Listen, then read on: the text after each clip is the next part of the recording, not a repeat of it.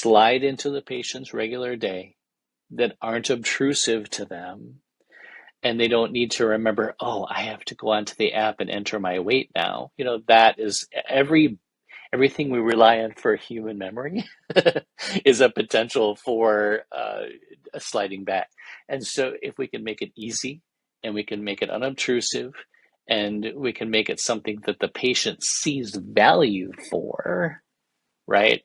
That is how we can really do well.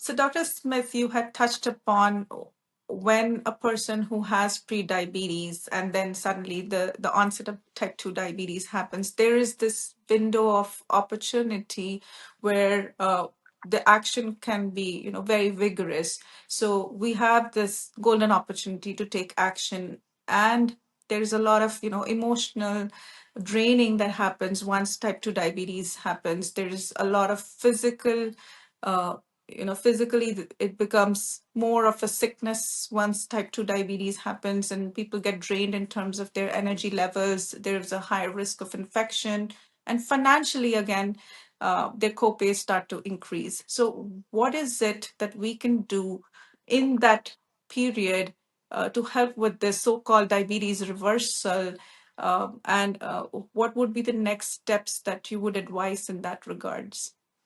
Yeah, great discussion point there. Let me start by going back a little bit in that to say, well, we've seen the incidence of diabetes go up and up and up, and why is that? Well, I think there's a lot of factors to that. I think we are getting better at diagnosing it. I think we're diagnosing it earlier. We've created these they've been around for a while, but pre-diabetes and metabolic syndrome and all of that sort of thing, really to try to just what you're talking about, get to these folks earlier so that we can help them really understand the process. And I used to write out a graph. I was a very visual teacher for people. You write a graph and you say, here's your blood sugars. They just are slowly elevating over time. Before we didn't see it until they got to here. Well, now we're seeing it way back here. And so, as you said, I'll say to someone who's there for their annual physical, who maybe sees me once a year, maybe even less than that, once every 2 or 3 years, and I see them have a fasting blood sugar of 110, 112, I'm like, okay, guess what? We're going to start seeing each other every 3 months now, and they're like, what? And I said, well, hold on. We want labs every 3 months. We want to check your blood sugars every 3 months and A1C, see where you're trending. You want to check in with me virtually every 6 months, maybe. We come up with a plan that's suitable to them. But the point is, we have work to do. And I tell them, you're going to get some homework assignments here, okay? Here's some really good websites that I want you to look at. American Diabetic Association. I want you to look at the Endocrinology Society websites, mayoclinic.com. Sorry, I don't mean to. If that's bad, we can edit that out. I'll start over and not include No, I think this. mayoclinic.com. But, so let's go back. That we have a lot of work to do with education, and I try to get them to some good quality websites, and I try to educate them about what's happening to their bodies. And that is something that, so I put a lot of that on them, but also we want to try to get them in to the system a little bit more, to what we talked about before. Let's have you meet with a dietitian. Now, the dietitian can spend an hour with you. I got 15 minutes to cover all this stuff. And oftentimes they'll go, oh yeah, that sounds great. That's something we probably should have done a while ago. I'm going to bring my husband with me. So, then we get them in for a dietitian visit, right? And then we get them hooked up with some other resources. We offer them mental well-being. Now, this is kind of a pie in the sky idea, but then we hook them up with if there's an app for either the health system I'm working at or external apps that are really good at this. We may know one. And we try to help them to understand what's going on, because to your point, and then we decide, how do we monitor them? We teach them how to check their blood sugars with the finger sticks if we don't need to do it all that often. it's hard to go right to a continuous glucose monitor when they're pre-diabetic, so we usually don't do that, but we will encourage them to check their blood sugars here and there, before meals, after meals, sometimes see what the pattern is like. Again, the idea, we're accumulating data so we can make a better decision for the patient and help them to understand what's going on. It's not just for us, it's for them. We have them watch their weight. We teach them about exercise and diet. So there's a lot of things that we can intervene in this little golden window that we have. We've diagnosed them with prediabetes, but they're not, frankly, diabetics yet. To your point, there's a lot of emotional stuff that happens right then, because chances are they come from a family where they have diabetics. Chances are they know diabetics in their peer group or their friends. And so they're like, oh, now I'm going to be like Uncle Joe who lost his foot because he didn't take care of his diabetes. And, they just start spinning and going down that road. So that's where a good support system at home is important.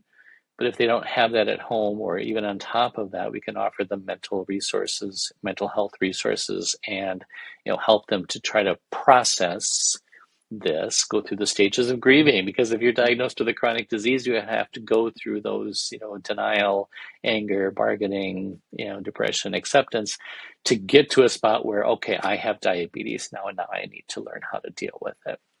So I think that's that little space in there where we can really get to people and help them understand. Now I'll sit down with them and say, because almost always they say, well, am I going to have to go on insulin? Like, well, maybe not today. So there's a lot of things that we can do before we get to that, and talk about reversal. And I tell people, look, you fit the diagnosis for diabetes or pre-diabetes, but this isn't necessarily a one-way street. Now, if you have a strong family history, chances are yes, but we can delay that. We can either reverse it, or we can really flatten that mountain that I talked about, flatten it into a little hill, and then we can work our way up the hill and find our way that way to have people be able to help themselves. Uh, and it's about also setting goals, right? You just don't want to let them loose without any idea of what they're supposed to do. So setting goals, I want you to exercise 20 minutes a day per, 3 days a week, right? And write those down and bring those back in next time you come and see me, and let me see how you did. Those SMART goals that we usually Right. like try to, yes, yes. Exactly. Attainable.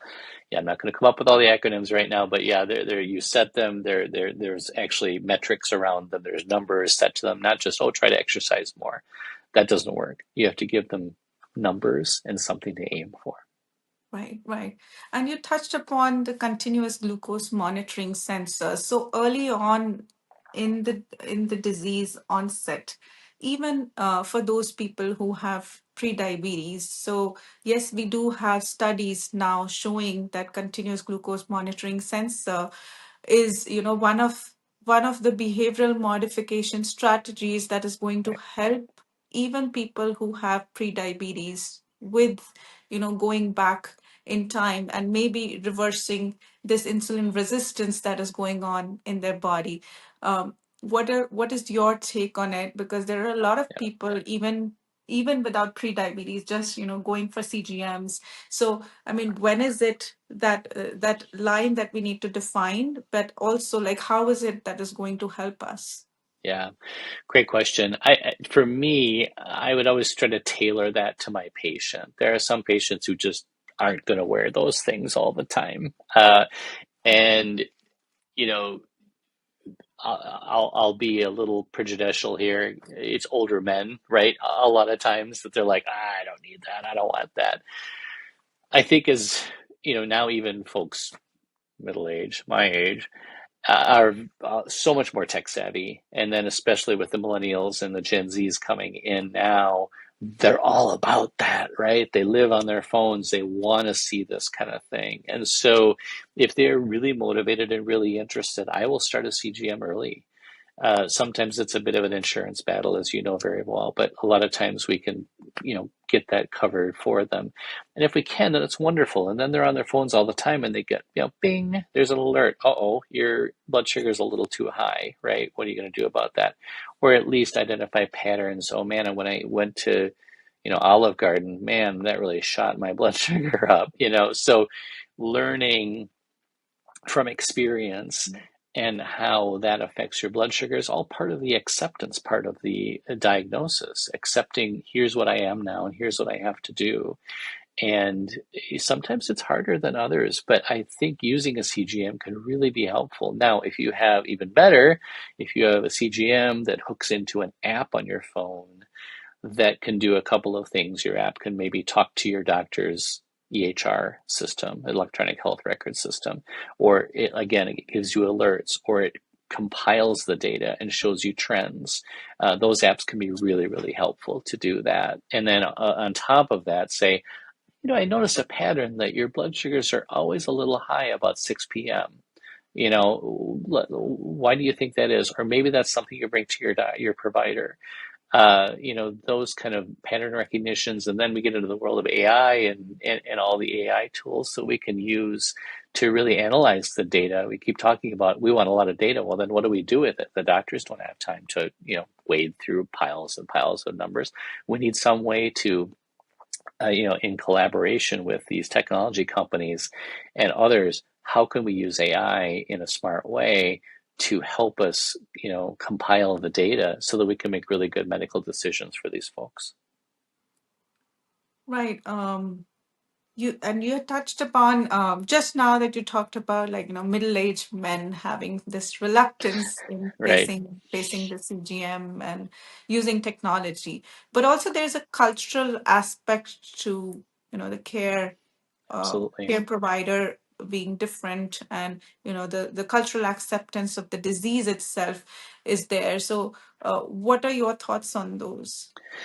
It's huge. And, I think if you look at different cultures and different folks around the world and how we eat differently, how we exercise differently, how our cultures are different around familial tendencies to all play a sick role, or who plays the sick role, or and who does all the cooking and who is expected to manage all of this. It has huge implications. And I think we're just on the cusp of understanding that. And here in Minneapolis, we have an enormous Somali population and a lot of folks from Southeast Asia, the Hmong, the Karen populations. They eat differently than I do, right? And if I'm going to be a doctor who's having this patient come in, they don't even speak my language. I need an interpreter, and then I'm going to try to talk to them about diet. I may have no understanding of what they eat on a regular basis. So it's incumbent upon me to learn that, number one. And number two, speak in a culturally sensitive way to those folks. And I can't just tell them, hey, you might want to stop eating, don't eat so much rice. To some people, that's like half of their diet, right? So, I mean, you have to do it in a way that makes sense to them and isn't saying, oh, your culture is bad because you eat all of this X carb. And it's funny because you could look at different cultures and everybody has their carb of choice, and they're all pretty detrimental to health, whether it's pasta or potatoes or rice or tortillas, you name it, it's a carb. Not that you can't have any of that, but you have to be aware of what those folks eat. Now, when you're talking about technology, um, and apps, boy, that's hard. I mean, if I have someone who is here just recently from Somalia, they don't speak English, they can navigate a phone kind of, but if I have an app that's only in English, I mean, obviously that's not going to help them at all. But then again, we can't make an app with 230 languages either. So what do we do about that? And I don't have a good answer for that. I think that there are ways that AI could probably help with that in time as AI develops and gets smarter to help us with that sort of thing. But I think in the early parts of this, and not early, we're way behind the reality of this cultural issue. We're way behind it. But if we try to start making inroads into it, the first step is recognizing, wow, I need to think about this patient as a person that is different than I am. And I don't want to look like I'm preaching to them, telling them, you are bad. And sometimes that might be how it comes off to them. You have diabetes. Oh my gosh, I'm sick. I'm going to die. No, hold on. Let's talk about this. And this is what it means. And it takes, it's a challenge to educate sometimes for folks in different cultures that may not even know what diabetes means. I mean, I think the vast amount of Americans know what diabetes means, or at least they've heard of it, but they might not understand what that word diabetes means. And so you have to break it down. Blood sugars are too high. What does that mean? Oh, well, the food you eat, your body's not taking, you're not handling it. Insulin resistance. Wow, you can get way down a road where they're just going to glaze over and say, I don't understand what you're saying.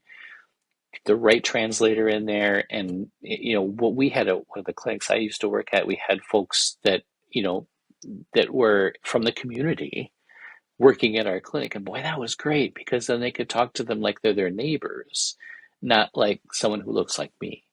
So, I mean, that's not always practical, but when you talk about different things that we can try to do to get ahead of this, those are kind of the things that I think of. Now, obviously, there are some languages that that work has been done in Spanish and French and some of the European languages, but there are so many others that we don't have inroads into to try to help folks. Right, right. I think, like you mentioned, having a non-judgmental way of handling Right, everybody is, firstly very important. It is very difficult for everybody to relate to the doctor, but then again, one size doesn't fit all. right, Approach is also needed. Like, so if we understand that the cultural background is different, and we inculcate our medical practice and our dietary advice, and whatever advice we have to give them according to their culture, it really makes a big difference in their lives as well, like you mentioned, right, right. Dr. Smith.